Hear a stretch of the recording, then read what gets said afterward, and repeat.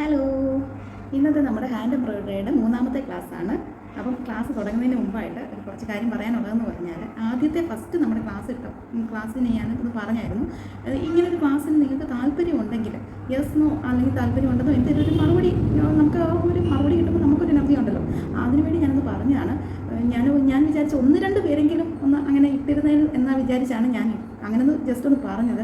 പക്ഷേ എല്ലാവരിൽ നിന്നും നല്ലൊരു സപ്പോർട്ട് എനിക്കത് കിട്ടി. അതിൻ്റെ ഒന്നാമത്തെ വീഡിയോ നോക്കിയാൽ അതിൽ നല്ലൊരു സപ്പോർട്ട് കിട്ടി.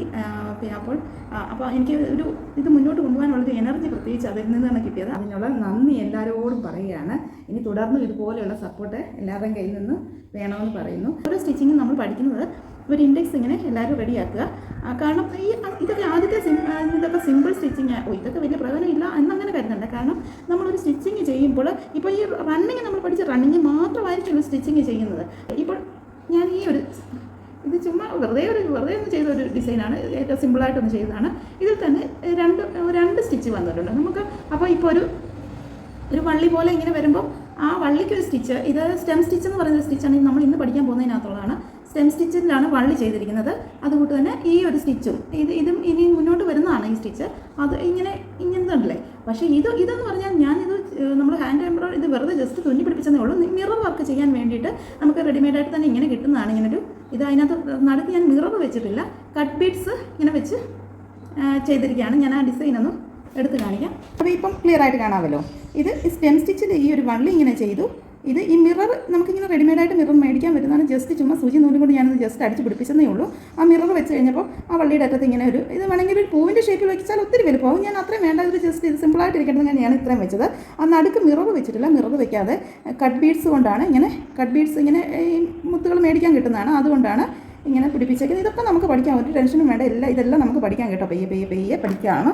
അപ്പോൾ ഞാൻ പറഞ്ഞു വന്നതെന്ന് പറഞ്ഞാൽ, നമ്മളിപ്പോൾ ആദ്യത്തെ സ്റ്റിച്ചുകളൊക്കെ ഇത് സിമ്പിൾ സ്റ്റിച്ചാണ്, ഇത് പോട്ടെ, അടുത്ത വലിയ സ്റ്റിച്ചുകൾ വരുമ്പോൾ നമുക്ക് പഠിക്കാം.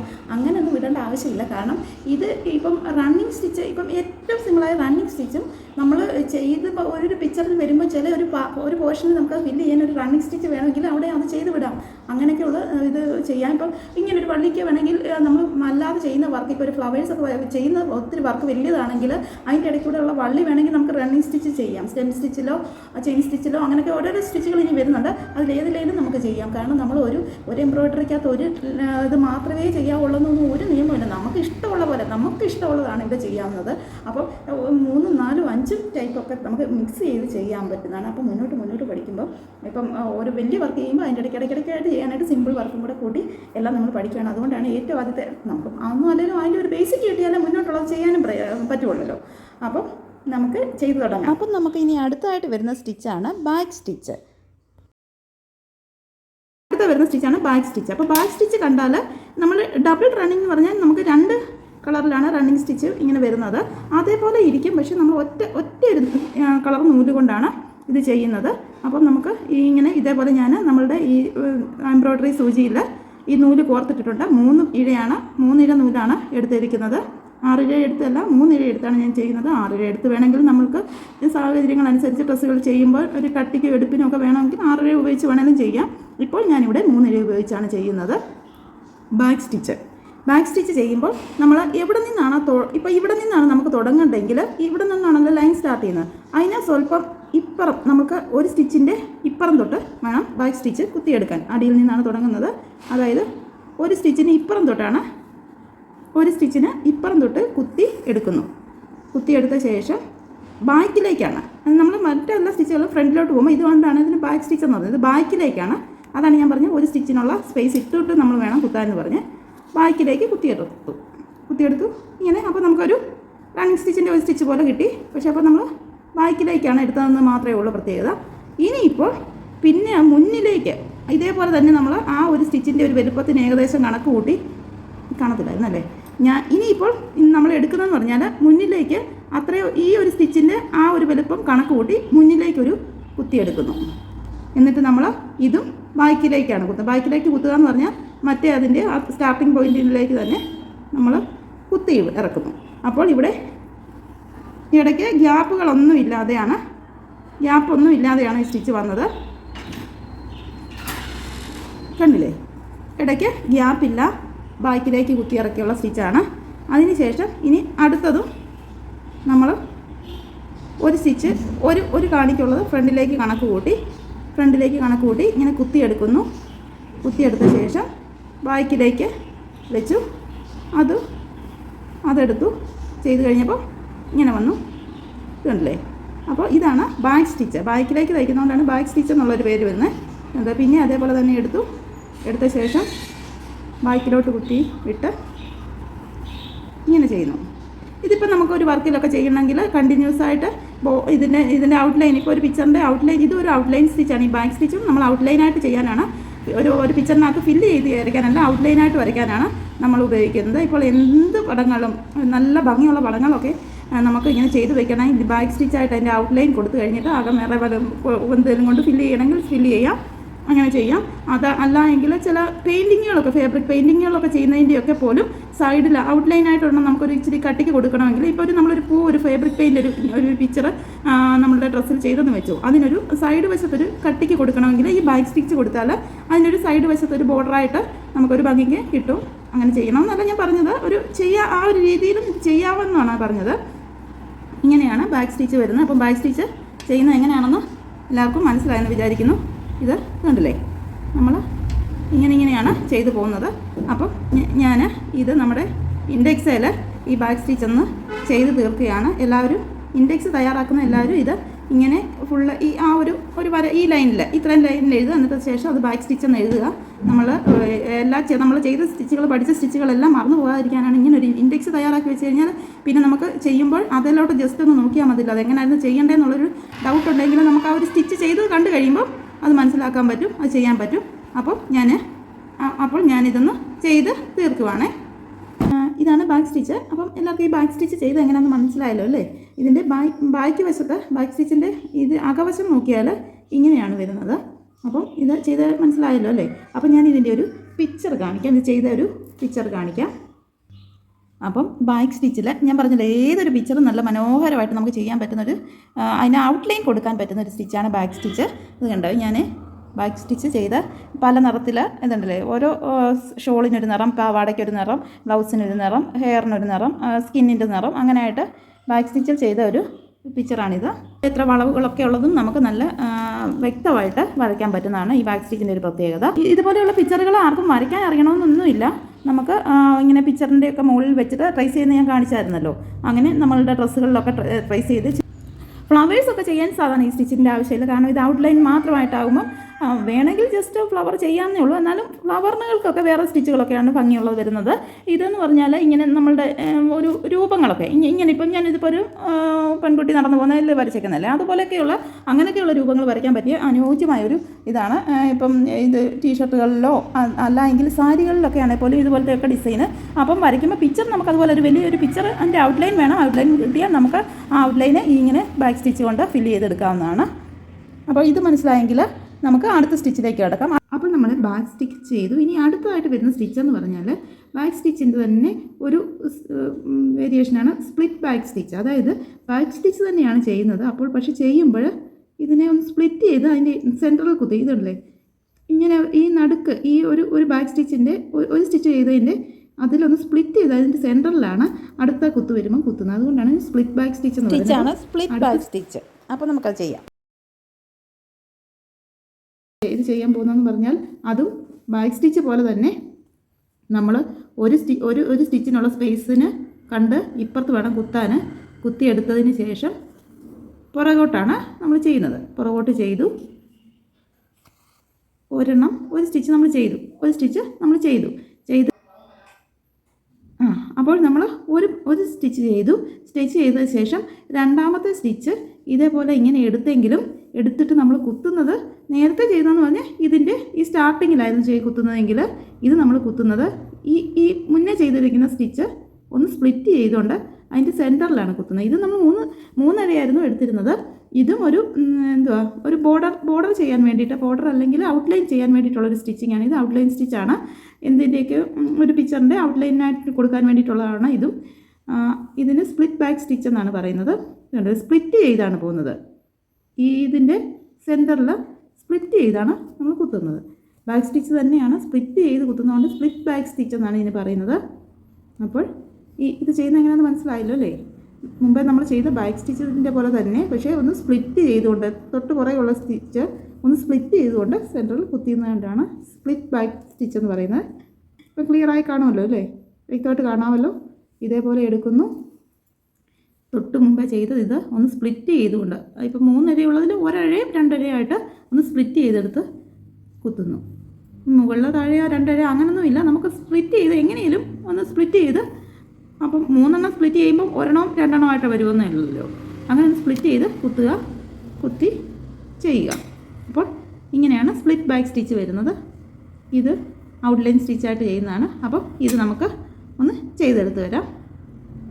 ഇതൊക്കെ നമ്മൾ ഇത് കണ്ടായാലും നിങ്ങളിതൊന്ന് സ്വയമേ ഒന്ന് ചെയ്ത് നോക്കിയാൽ, ഇത് കാണുമ്പോൾ ഈസി ആയിട്ട് തോന്നുമെങ്കിലും നമുക്ക് സ്വയമേ ഒന്ന് ചെയ്താലേ അത് ചെയ്യാനുള്ളൊരു സ്പീഡ് വരുള്ളൂ. ഇങ്ങനെ കുറച്ച് നമ്മൾ ചെയ്ത് കഴിയുമ്പോഴാണ് നമുക്ക് എംബ്രോയ്ഡറി ചെയ്യാനുള്ളൊരു സ്പീഡ് വരുന്നത്. അല്ലെങ്കിൽ നമുക്ക് ഇങ്ങനെ ചെയ്യാൻ സ്പീഡില്ലെങ്കിൽ പിന്നെ ചെയ്ത് വരുമ്പോൾ നമുക്കൊരു മടിയായിരിക്കും. പിന്നെ ഒത്തിരി നേരം കൊണ്ടാണ് ചെയ്യാൻ പറ്റുന്നതെന്നുള്ളത് ഓർക്കുമ്പോൾ ഒരു മടിയായി പോവും. അതുകൊണ്ട് നമ്മൾ ആദ്യമൊക്കെ ഒരു ഇച്ചിരി ക്ഷമ എടുത്തൊന്ന് ചെയ്ത് സ്പീഡായി കഴിഞ്ഞാൽ നമുക്ക് പിന്നെ വേഗം ചെയ്യാൻ പറ്റുന്നതാണ്. ഇതാണ് സ്പ്ലിറ്റ് ബാക്ക് സ്റ്റിച്ച്. അപ്പോൾ ഞാനിതൊന്ന് ഫുള്ള് ചെയ്യുവാണേ. ഇത് ക്ലിയർ ആയല്ലോ അല്ലേ? ഞാൻ അടുത്ത് കാണിക്കണമെന്ന് പറഞ്ഞതുകൊണ്ടാണ് ഇത്രയും അടുത്ത് കാണിച്ചിരിക്കുന്നത്. ഇങ്ങനെ എടുത്തു, ഇതേപോലെ സ്പ്ലിറ്റ് ചെയ്തു. ഇങ്ങനെയാണ് ചെയ്യുന്നത്. അപ്പോൾ ഇതിൻ്റെ ബാക്കിൽ ഇങ്ങനെയാണ് വരുന്നത്, കണ്ടോ? അപ്പോൾ ഇത് ക്ലിയർ ആയെന്ന് തോന്നുന്നു. ഇത് ഞാനിത് ഫുള്ള് ഇന്ന് ചെയ്തിട്ട് കാണിക്കാം. നമ്മുടെ സ്പ്ലിറ്റ് ബാക്ക് സ്റ്റിച്ച് ചെയ്ത് തീർന്നിരിക്കുകയാണ്. അപ്പോൾ ഇത് വെച്ചിട്ട് ഞാൻ ചെയ്തിട്ടുള്ളൊരു വർക്ക് കാണിച്ചു തരാം. അല്ലേ, ഇത് ഞാൻ സ്പ്ലിറ്റ് ബാക്ക് വെച്ച് തന്നെ ചെയ്തിട്ടുള്ളതാണ്. ഇപ്പോൾ ഈ ഒരു സ്റ്റിച്ചിൻ്റെ ഇത് കാണിക്കാൻ വേണ്ടി ചെയ്യുന്നതുകൊണ്ട് ഇത് ഫുൾ ഇത് വെച്ച് ചെയ്യുന്നു. അതാ നമുക്കൊരു വർക്ക് ചെയ്യുമ്പോൾ ഒരു വർക്ക് ചെയ്യുവാണെങ്കിൽ ആ വർക്ക് തന്നെ ചെയ്യണമെന്ന് അങ്ങനെയൊന്നും ഇല്ല കേട്ടോ. ഇതിപ്പം ഞാൻ സ്പ്ലിറ്റ് ബാക്കിൻ്റെ ഇത് കാണിക്കാൻ വേണ്ടി കാണിക്കുന്നതുകൊണ്ട് സ്പ്ലിറ്റ് ബാക്ക് കൊണ്ട് മാത്രം ചെയ്തൊരു വർക്ക് കാണിക്കുന്നതേ ഉള്ളൂ. പല നിറങ്ങളിട്ട് ആ ഒരു വീടിൻ്റെ ഒരു ഇത് കംപ്ലീറ്റ് ആക്കിയെന്നേ ഉള്ളൂ. ഇപ്പം നമുക്ക് ഒരു വർക്ക് ചെയ്യുമ്പോൾ ഏതൊക്കെ സ്റ്റിച്ചുകൾ വേണമെങ്കിലും യൂസ് ചെയ്യാവുന്നതാണ്. അപ്പം ഇനി നമുക്ക് ഇതിപ്പോൾ കണ്ടല്ലോ, ഇനിയിപ്പോൾ അടുത്തൊരു സ്റ്റിച്ച് നമുക്ക് കാണാം. അടുത്തതായിട്ട് വരുന്ന സ്റ്റിച്ചിൻ്റെ പേരാണ് സ്റ്റെം സ്റ്റിച്ച്. സ്റ്റെം സ്റ്റിച്ച് ഇതുണ്ടല്ലേ, ഞാൻ സ്റ്റെം സ്റ്റിച്ച് ചെയ്യാനായിട്ട് 3 അര ഗ്രീൻ കളർ സ്റ്റെമ്മിന് ചെയ്യുന്ന ഒരു സ്റ്റിച്ച് ആയതുകൊണ്ട് ഗ്രീൻ കളർ ത്രെഡ് എടുത്തതാണ്. എന്ന് പറഞ്ഞ് ഈ സ്റ്റെപ്പ് സ്റ്റിച്ച് മാത്രമേ നമ്മൾ സ്റ്റെമ്മുകൾക്ക് ചെയ്യാവുന്നു അങ്ങനൊന്നും ഒരു നിയമമില്ല കേട്ടോ. നമുക്ക് ഭംഗിയെന്ന് തോന്നുന്നത്, നമുക്ക് ചെയ്യുമ്പോൾ ഒരു ഭംഗിയുള്ളത് ഏത് സ്റ്റിച്ചാണെങ്കിലും അത് നമുക്ക് ചെയ്യാം. അല്ലാതെ ഇന്ന സ്റ്റിച്ച് ഇന്നതിനൊന്നും മാത്രമൊന്നും ഒരു റൂളൊന്നുമില്ല. നമുക്കൊരു ഭംഗിയുണ്ടെന്ന് ചോദിച്ചാൽ, ഭംഗിയായിട്ട് തോന്നുവാണെങ്കിൽ ഏത് സ്റ്റിച്ചും ചെയ്യാം. അപ്പോൾ നമ്മളിത് ചെയ്യുന്നതെന്ന് പറഞ്ഞാൽ ആദ്യം ഇതിൻ്റെ കെട്ടിട്ട് ഇങ്ങനെ പൊക്കി എടുക്കുകയാണ്. പൊക്കി എടുത്തതിന് ശേഷം സ്റ്റെം സ്റ്റിച്ചിന് നമ്മൾ ഈ ബാക്ക് സ്റ്റിച്ചിന് പോലെ പുറകിലേക്കാണ് സൂചി പിടിക്കുന്നത്. പുറകിലേക്ക് സൂചി പിടിച്ചുകൊണ്ട് നമ്മളൊരു ഡിസ്റ്റൻസ് കണ്ട് അതിൻ്റെ നേർ പകുതിക്ക് വെച്ച് ഇങ്ങനെ കുത്തിയെടുത്തു. ഒരു ഡിസ്റ്റൻസ് കണ്ടുകൊണ്ട് നമ്മളിങ്ങനെ അകത്തോട്ട് കുത്തിയ ശേഷം അതിൻ്റെ നേർ സെൻറ്ററിൽ വെച്ചിട്ട് നമ്മൾ ഇങ്ങനെ ത്രെഡ് വലിച്ചെടുക്കുകയാണ്. അപ്പം ഇങ്ങനൊരു സ്റ്റിച്ചിൻ്റെ പകുതിക്ക് വെച്ചിട്ട് നമ്മൾ ഈ ത്രെഡ് ഇങ്ങനെ കിടക്കുന്നു. ആ ബാലൻസ് ത്രെഡ് ഇങ്ങനെ മുകളിലേക്ക് വെച്ചിട്ട് വേണം അടുത്ത കുത്ത് നമ്മൾ കുത്താൻ. അതും അതേപോലെ അതേ ഡിസ്റ്റൻസ് കണ്ടുകൊണ്ട് കുത്തിയാലും പക്ഷേ നമ്മൾ ഇനി രണ്ടാമത് പൊക്കുമ്പോൾ ഇതിൻ്റെ സ്റ്റാർട്ടിങ്ങിലെ നമ്മൾ ആദ്യത്തെ കുത്തിയതിൻ്റെ സ്റ്റാർട്ടിങ്ങിലേക്ക് വഴിയാണ് നമ്മൾ പൊക്കിയെടുക്കുന്നത്. ഇനിയിപ്പം ഇതും അതുപോലെ തന്നെ ഈ ബാലൻസ് അങ്ങനെ പൊക്കി പിടിച്ചുകൊണ്ട് നമ്മൾ അടുത്ത ഒരു ഡിസ്റ്റൻസ് കണ്ട് ഇങ്ങനെ കുത്തിയ ശേഷം പൊക്കിയെടുക്കുന്നത് മറ്റേതിൻ്റെ ഹോളിൽ കൂടി പൊക്കിയെടുത്തു. പിന്നെ ഇപ്പം കണ്ടോ, ഇതാണ് ഇങ്ങനെ അടുപ്പിച്ചടുപ്പിച്ച് വരുന്നത്. ഇതാണ് സ്റ്റെം സ്റ്റിച്ച്. ഇനി ഇത് കണ്ടല്ലേ, ഇങ്ങനെ കുത്തുന്നു. ഈ പൊക്കിയെടുക്കുന്നത് നമ്മൾ മറ്റേ ത്രെഡ് എടുത്ത് ആ ഒരു ഹോളിൽ കൂടെ ഇങ്ങനെ എടുക്കുന്നു. ഇങ്ങനെയാണ്. അപ്പോൾ എപ്പോഴും ഈ മുകളിലോട്ട് ഈ ത്രെഡ് കിടന്നുകൊണ്ട് ഇങ്ങനെ കുത്തിയെടുക്കുക. ക്ലിയർ ആകുന്നുണ്ടല്ലോ അല്ലേ? ഈ സ്റ്റിച്ച് ക്ലിയർ ആകുന്നുണ്ടല്ലോ അല്ലേ? ഇങ്ങനെ എടുക്കുന്നു. ഈ മുകളിലോട്ട് ഇതിങ്ങനെ വരുന്നു. ഇതന്നെ, ഇതാണ് സ്റ്റെം സ്റ്റിച്ച്. പിന്നെയും ഈ ത്രെഡ് മുകളിലോട്ട് ഇട്ടുകൊണ്ട് നമ്മൾ എപ്പോഴും ആ ത്രെഡ് അങ്ങ് മുകളിൽ കിടക്കുവാണെങ്കിൽ നമ്മൾ എടുക്കുമ്പം തന്നെ, എനിക്ക് ക്യാമറ ഇരിക്കുന്നതുകൊണ്ടാണ് കൈ അങ്ങോട്ട് എടുക്കാനൊരു വാക്കില്ലാത്തത്, ഇങ്ങനെ അങ്ങ് ഇട്ടുകൊണ്ട് നമ്മൾ ചെയ്താൽ മതി. ഇതാണ് സ്റ്റെം സ്റ്റിച്ച്. സ്റ്റെം സ്റ്റിച്ച് ഞാൻ മുമ്പേ പറഞ്ഞല്ലോ, സ്റ്റെം സ്റ്റിച്ച് ചെയ്യുമ്പോൾ നമ്മുടെ സ്റ്റെം സ്റ്റിച്ച് കറക്റ്റ് ആണോ എന്ന് അറിയാൻ ഒരു മാർഗ്ഗം എന്നാന്ന് വെച്ചാൽ, സ്റ്റെം സ്റ്റിച്ചിൻ്റെ ബാക്കിൽ നോക്കിയാൽ ഇതുണ്ടോ, ബാക്കിൽ നമ്മൾ ബാക്ക് സ്റ്റിച്ച് ചെയ്ത പോലെ തന്നെ കണ്ടിന്യൂസ് ആയിട്ട് നമ്മൾ മെഷീനിൽ അടിക്കുന്ന പോലെ ഇങ്ങനെ വന്നു. അങ്ങനെയാണ് സ്റ്റെം സ്റ്റിച്ച് നമ്മൾ ശരിയായിട്ട് ചെയ്യുവാണെങ്കിൽ അതിൻ്റെ ബാക്കിൽ ഇങ്ങനെ ബാക്ക് സ്റ്റിച്ച് ആയിരിക്കും വരുന്നത്. അന്നപ്പം ഞാൻ മുമ്പേ ഒരു പറഞ്ഞായിരുന്നല്ലോ നമ്മുടെ ബാക്ക് സ്റ്റിച്ച് എന്ത് ചെയ്യും, നമ്മുടെ ബാക്ക് സ്റ്റിച്ച് ഇത് ബാക്ക് സ്റ്റിച്ചിൻ്റെ അടിവശം നോക്കിയാൽ സ്റ്റെം സ്റ്റിച്ചായിട്ടും ഇതുണ്ടോ, ഇത് സ്റ്റെം സ്റ്റിച്ചാണ്, ഫ്രണ്ട് വശം ബാക്ക് സ്റ്റിച്ചും. അതേസമയം സ്റ്റെം സ്റ്റിച്ചിൻ്റെ അടിവശം നോക്കിയാൽ ബാക്ക് സ്റ്റിച്ചുമായിട്ടാണ് ഇരിക്കുന്നത്. അപ്പോൾ ഇങ്ങനെ നമുക്ക് അത് ചെയ്യുന്നത് കറക്റ്റ് ആയോ എന്ന് നോക്കാനുള്ളൊരു മാർഗ്ഗമാണ് ബാക്ക് വശം ബാക്ക് സ്റ്റിച്ചായിട്ടാണ് പോകുന്നതെന്നൊന്ന് നോക്കിയാൽ മതി. ഇങ്ങനെ പോവുക. എനിക്ക് ക്യാമറ ഇരിക്കുന്നതുകൊണ്ട് അങ്ങോട്ട് നൂലിടാനൊരു പ്രയാസം വരുന്നത്. ഇങ്ങനെ ഇട്ടുകൊണ്ട് തന്നെ ഇത് നമുക്ക് കണ്ടിന്യൂസ് ആയിട്ട് ചെയ്ത് ഇതുണ്ടല്ലേ, ചെടികൾ നമ്മളൊരു പൂവോ ഒക്കെ ഒരു ചെറിയ ചെറിയ ഫ്ലവേഴ്സൊക്കെ ചെയ്യുമ്പോൾ അതിൻ്റെ വള്ളികളായിട്ടും തണ്ടുകളായിട്ടും ഒക്കെ ചെയ്യാൻ പറ്റിയ ഒരു സ്റ്റിച്ചാണ്. ഞാൻ പറഞ്ഞു ഇത് തന്നെ ചെയ്യണമെന്നൊന്നുമില്ല. ഇത് അതിനായിട്ട് കൂടുതൽ ഇത് അതിനായിട്ടുള്ളൊരു സ്റ്റിച്ചാണെന്നേ ഉള്ളൂ. നമുക്ക് ഇഷ്ടമുള്ള സ്റ്റിച്ചുകളൊക്കെ യൂസ് ചെയ്യാം. ഇതിലേത് സ്റ്റിച്ച് വേണമെങ്കിലും നമുക്ക് ചെടികളുടെ വള്ളികളായിട്ടൊക്കെ ചെയ്യാൻ ഉപയോഗിക്കാം. അപ്പോൾ ഞാനിതൊന്ന് ഫുള്ളായിട്ടൊന്ന് ചെയ്ത് കാണിക്കാം. അപ്പം ഞാനിവിടെ സ്റ്റെം സ്റ്റിച്ച് ചെയ്ത് ഏറ്റവും ലാസ്റ്റ് എത്തി ബാക്കിൽ ലാസ്റ്റ് എത്തി കഴിഞ്ഞിട്ട് നമുക്ക് ഇനി ബാക്കിലൊരു കെട്ടിട്ടുകൊണ്ട് നിർത്താം. ഇത് ശേഷം ഇതുണ്ടല്ലേ ബാക്കിൽ, ഇതിൻ്റെ ബാക്ക് വശം നോക്കിയേ, ബാക്ക് വശം നമുക്ക് ബാക്ക് സ്റ്റിച്ചായിട്ടാണ് കിട്ടിയത്. സ്റ്റെം സ്റ്റിച്ചിൻ്റെ ബാക്ക് വശം നമുക്ക് എപ്പോഴും ബാക്ക് സ്റ്റിച്ചായിട്ടാണ് കിട്ടുന്നത്. ഇവിടെ നമുക്കൊന്ന് കെട്ടി നിർത്താം. അപ്പം ഇതാണ് ഞാൻ സ്റ്റെം സ്റ്റിച്ച് വെച്ച് ചെയ്തിട്ടുള്ള ഒരു ചെടിയുടെ പടമാണ്. ഇത് ചെടി എന്ന് പറഞ്ഞാൽ ഫുള്ള് സ്റ്റെം സ്റ്റിച്ചിലാണ് ചെയ്തിരിക്കുന്നത്. അതിൻ്റെ ഫ്ലവറും ചെയ്തിരിക്കുന്നത്, അതിൻ്റെ ഇലകളും ചെയ്തിരിക്കുന്നത്. ഞാൻ പറഞ്ഞായിരുന്നല്ലോ ഇതൊരു ഔട്ട്ലൈൻ സ്റ്റിച്ച് ആയത്, അതുകൊണ്ട് ഇലകളുടെ അകം ഫില്ല് ചെയ്തിട്ടില്ല.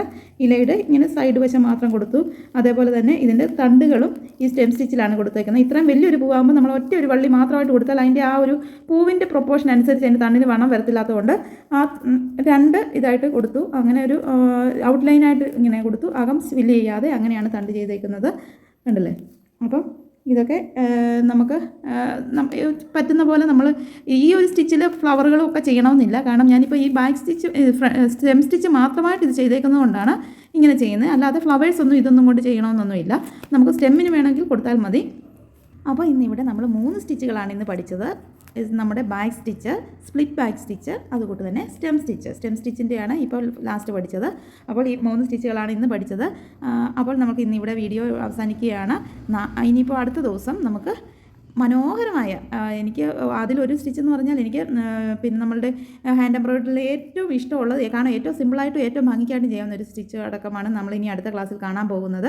ഹാൻഡ് എംബ്രോയിഡറികളിലെ നല്ല 3 സ്റ്റിച്ചുകളുമായിട്ട് നമുക്ക് അടുത്ത ക്ലാസ്സിൽ കാണാം. അപ്പം വീഡിയോ ഇഷ്ടപ്പെട്ടെന്ന് അഥവാ പ്രയോജനമെന്ന് തോന്നുകയാണെങ്കിൽ നിങ്ങൾ ഒന്ന് ലൈക്ക് ചെയ്യുക, ഒന്ന് സബ്സ്ക്രൈബ് ചെയ്യുക.